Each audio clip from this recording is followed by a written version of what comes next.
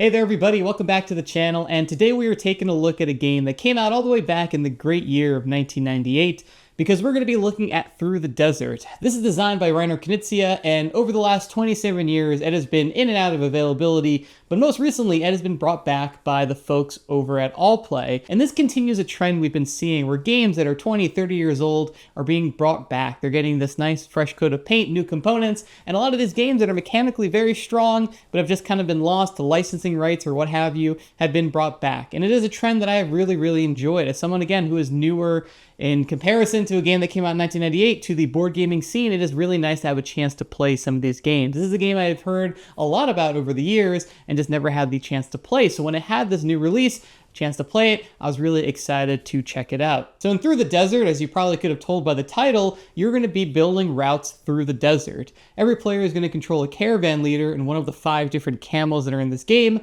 and your actual turns are going to be super simple. You're going to be able to place 2 camels on your turn, expanding one of your 5 caravans. Now there's a couple of different ways that you're going to be able to score points in the desert. One way is going to be visiting Oasis. There's going to be a bunch of these tiles that are placed out at the beginning of the game, and if you ever place one of your camels on top of one, you're going to take that tile. It's going to be points at the end of the game. You're also going to be able to get points if you're able to connect your caravan to these palm trees that are put out at the beginning of the game. Every time a caravan of one color touches a single palm tree, you're going to get a little bit of a point bonus. But there is a third way that you can get points in this game, and in my opinion, it is what makes this game so interesting and so tense when you're actually playing it.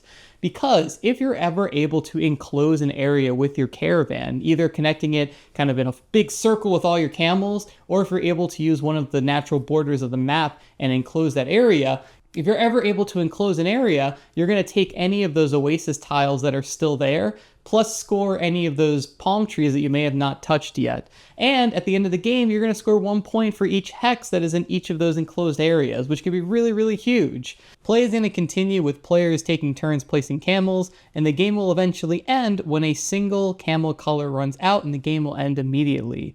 Then you're going to take all of your watering tiles, all your palm tree tiles, count up your enclosed hexes, and you're also going to award 10 bonus points to the player that has the longest route for each camel color. And that quick description really sums up the actual gameplay of Through the Desert. This is a really straightforward, abstract game where you're going to be placing out pieces and trying to build the best routes possible. Now, a lot of the interesting wrinkles of this game come from when you're playing with other people and you're competing on this board. Because at the beginning of the game, you're going to go around the table and everyone's going to be placing out their actual caravan leader. So there's 5 different player colors, and one of those caravan leaders are going to be on each of the camel colors. So you can kind of start to get a sense of where people are going to think about building their routes out. Because one of the key placement rules is that 2 camels of the same color from different players can never touch each other. So if you really start to butt up against in someone's area where they have the same colored camels, you're going to really have to fight over those territories, and you can really lock people out of positions with some really nasty camel placement.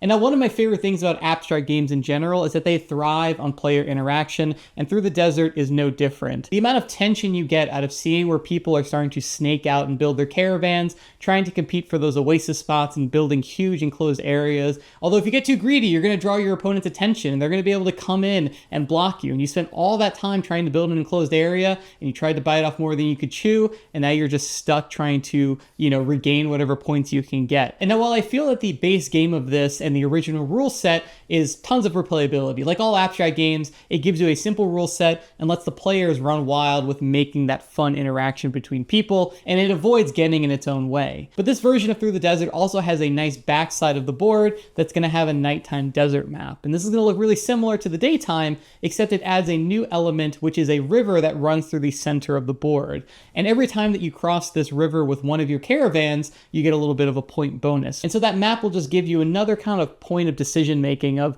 do you want to bother running your caravans across the river, or do you just focus on your own bank of the river and just build out on that? And seeing how people want to kind of posture around the river leads to a lot of fun, again, interactions. And if you're enjoying the video, please consider liking and subscribing to join the channel. I do a lot of previews and reviews and playthroughs and all sorts of board game content, and I would love to have you on board.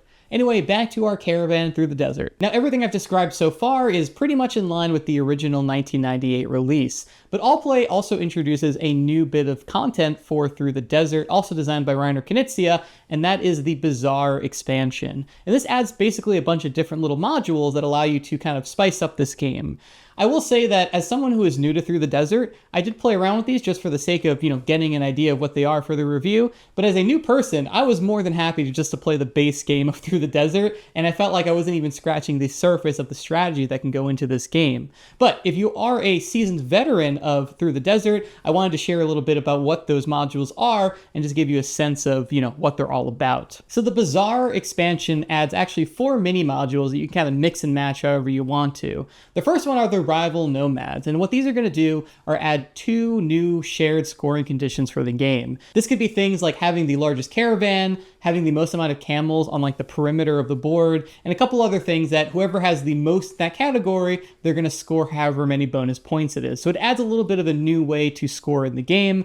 Now the second module are the djinns, and this one is probably the craziest of the 4, I think. And if you're not a fan of abstract games, I think the djinn one is probably what would make this game a little more interesting for you, because every time a player touches one of those palm tree oases, you're going to deal out a djinn card. And what that's going to do is that it is going to apply a new rule that all players have to follow until another djinn card is dealt out. So this could be like restrictions, like maybe you have to place a certain camel of a certain color and a couple other little game-changing things that are going to restrict what you can play out. So it kind of narrows the game a little bit. This is probably the least favorite module in this set of 4 for me, because I find that I really enjoyed the strategic nature of this game and placing out your camels very deliberately. So having this little bit of a wrench into it was a little frustrating. But again, if I played a ton of Through the Desert, maybe I will eventually warm up into this and kind of force me to play in a new way. But I just was not quite there yet. The third module is going to be the special watering holes. So those little tiles I showed you earlier that have the little watering holes with points on them,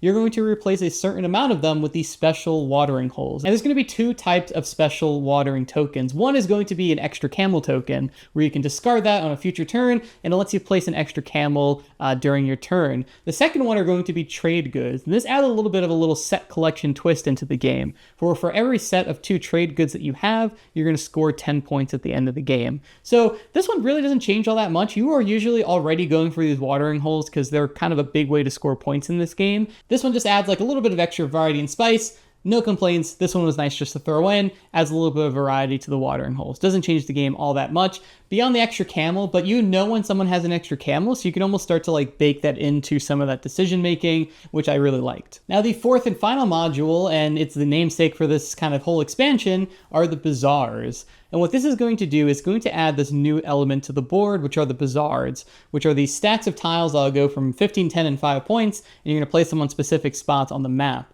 And the way that you're going to be able to gather these tiles is that if you ever connect a bazaar to a village, you're able to take the top token. And now the villages are actually already printed on the board. You just don't care about them unless you're playing with this module. And what they're going to do is that if you ever have a caravan that is on top of or next to one of those villages and it stretches out and it touches one of those bazaars, then you're able to take that top token and you score that amount of points. But the more interesting way to connect these guys is that if you also enclose the village and bazaar, that also counts as a connection. So this adds a really interesting new element to those enclosures. And while it does kind of telegraph a little bit more of where maybe you're going to be going for those enclosures because it's so valuable to connect those villages and bazaars and get those bonus points, I like that it kind of plays with that enclosure mechanic a little bit and adds a new way to look at it. So all in all, I think all 4 modules are pretty good. I think the djinn is the only one that I probably wouldn't want to play with, but the other 3 I'm more than happy to just throw in, adds a new element. I tried playing with 2 of them, the special watering holes and the bazaars once.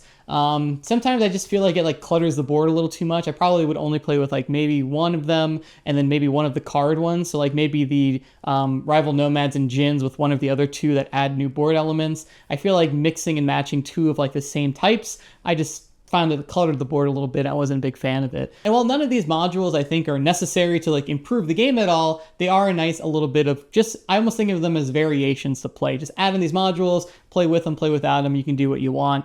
I think especially if you're someone who maybe isn't as big a fan of straight abstract games, I think that these add some nice little new objectives or new goals and just kind of new ways to approach the game. So the question remains, does this 28-year-old abstract game about throwing camels through the desert still hold up today?